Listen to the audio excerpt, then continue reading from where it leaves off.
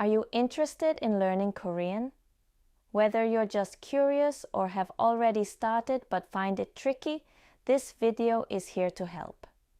Korean is often considered one of the hardest languages for English speakers because of its unique grammar. But don't let that scare you. In this video, I'll walk you through 3 big challenges you might face and share tips to tackle them. Let's dive in. To become fluent in Korean, you'll need to overcome 3 major hurdles. 1. Word order. 2. Sino-Korean vocabulary. 3. Honorifics. In English, sentences typically follow the subject-verb-object structure. For example, in English you would say, I ate breakfast. But in Korean, the order is subject-object-verb. For example, in Korean you would say, I breakfast ate, like this. 나는 아침밥을 먹었다. In English, this would translate to I ate breakfast.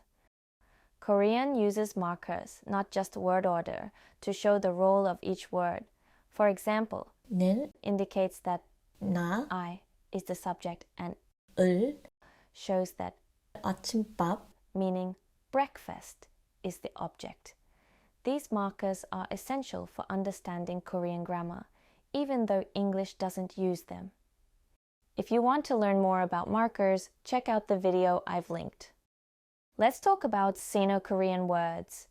Did you know that about 50% of Korean vocabulary comes from Chinese characters? In daily conversations, you'll mostly hear native Korean words. But if you want to read the news, study in Korean, or work professionally, you'll need to know Sino-Korean vocabulary. Even for beginners, learning basic Sino-Korean roots, like 무, meaning none, can help you guess the meanings of new words. It's like a shortcut to expanding your vocabulary. Here are some examples of words starting with mo. 무관심, 무능력, 무책임, 무조건, 무의미, 무신경, 무차별, 무질서, 무소식, 무보수. Pretty cool, right? Once you understand these roots, learning new words becomes so much easier. Last but not least, let's talk about honorifics. Korean culture places a high value on respect and etiquette, and that's reflected in the language. Honorifics help you show the right level of respect based on factors like age, status, and relationships. In Korean, you don't just think about what to say, you also consider how to say it. Let's break this down with an example.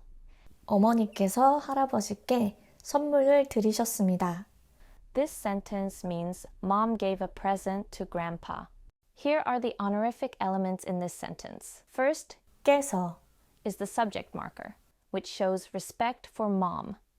Next, 께 is the object marker, the honorific form used for grandpa. Then, 드리다 is the verb, the honorific way to say to give.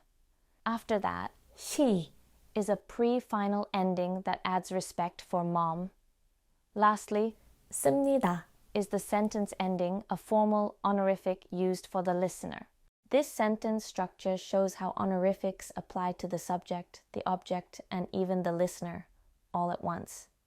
Mastering honorifics can be challenging, but it's essential for achieving fluency in Korean. So yes, Korean can be challenging, but that's what makes it so exciting.